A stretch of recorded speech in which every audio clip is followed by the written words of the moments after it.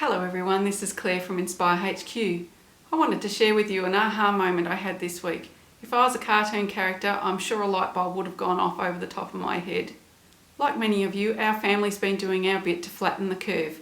We've spent unprecedented time together, studying, working and just hanging out. I'd like to say that it was all beautiful moments, but there are definitely times when we've just got sick of each other. Earlier this week, I was breaking up an argument between two of the kids. I'm sure I was channeling my mother when I said, if you haven't got anything nice to say, don't say anything at all. We've all said that, right? Or had it said to us? And you wouldn't believe it. Not an hour later, I was coaching a leader who was avoiding giving constructive feedback.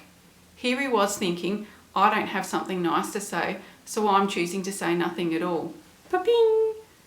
No wonder we don't like giving constructive feedback if we've got our mother in our subconscious telling us to be nice. Curiosity got the better of me. I googled the anything nice to say quote and feedback to see if it was an original idea. Disappointingly, it wasn't. Someone else had made the connection before me. Kim Scott, author of a book, podcast and a website about radical candour, also made the same observation. Her strategy for giving feedback is so simple that you could almost underestimate the science and the research that goes behind it.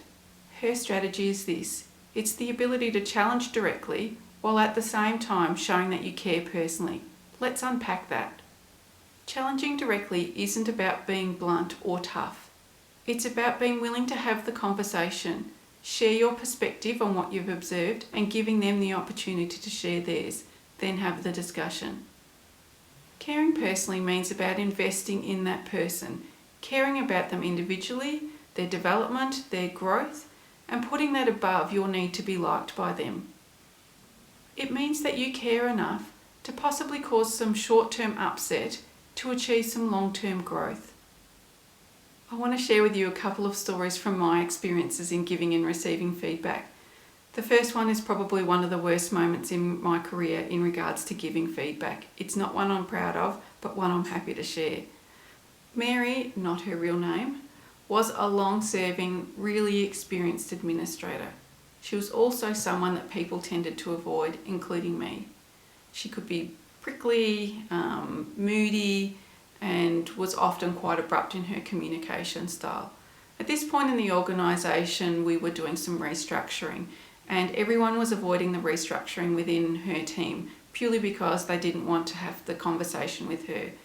But what that meant was there was 3 other people in her team that were missing out on opportunities purely because we were avoiding this one person.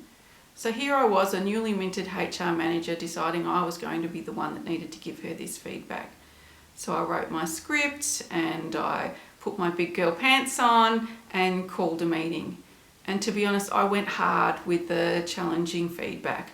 I told her everything that I'd observed. I gave her feedback from other staff and basically said that her behaviour hadn't been up to scratch for a long period of time. The result? Utter devastation. Not only was she highly emotional, she made the decision there and then to quit on the spot after nearly 20 years of service. Not the outcome that I wanted and certainly not a great outcome for her. So clearly with a few more years experience under my belt, I would handle that conversation with Mary quite differently today. I would make the effort to get to know Mary so that I could demonstrate that I cared about her. I would offer her praise when I see something that she's doing well. I'd invite her to give me feedback on things that I could be doing differently to improve our working relationship. And I wouldn't be so arrogant as to assume that my observations of the situation were the reality. I'd share with her my observations and my interpretation of what was going on, and I'd invite her to do the same.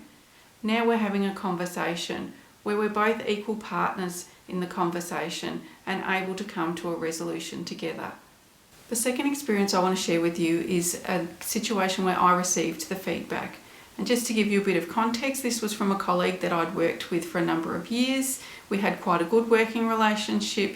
His communication style was quite different from mine. He was very direct. He very rarely sugarcoated anything, to the point where some people actually found him quite blunt. I didn't mind it, but I did find that sometimes I had to put those big girl pants on again and make sure that I stood my ground. One day after a particularly robust leadership meeting, he came up to me and he said how disappointed he was that I didn't speak up more in those meetings, that he felt that as soon as the conversation got not aggressive, but I guess more robust and challenging, that he saw me step back from those conversations. He said, I'm letting others, including himself, push me around, that I'm not speaking up, that he thinks my contribution is really valuable and that I need to find the courage to speak up in those meetings. So not only did he have the care to give me that feedback, he went one step further. And in further meetings that we had with the leadership team, he created opportunities for me to present my thoughts and ideas, and to the point where he would directly ask me for my feedback on particular issues. And he did that for quite a while until I got to the point where I felt comfortable speaking up on my own. Did the feedback sting at the time? Absolutely. But I now really relish the fact that he gave me that feedback, and I am far more challenging and robust in those meetings and sharing my opinions. So I'm forever grateful for that feedback. Positive feedback isn't about being nice. It's about showing someone what success looks like. And on the other hand, constructive feedback isn't about being mean. It's about caring enough to work with someone to show them how to do better, how to be better.